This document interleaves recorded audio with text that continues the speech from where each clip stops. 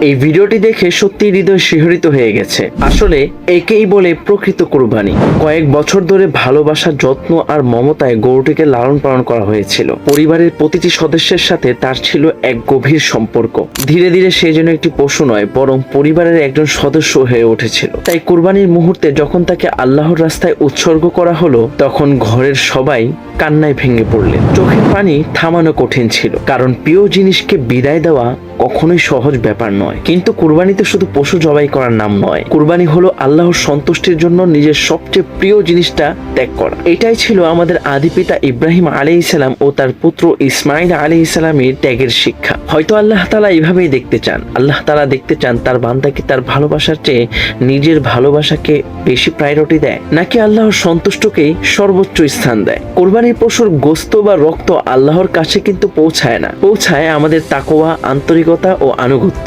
আল্লাহ তাআলা আমাদের সকলের কুরবানি কবুল করুন এবং কুরবানির প্রকৃত শিক্ষা আমাদের বোঝার তৌফিক দান করুন। আমিন সুম্মা আমিন।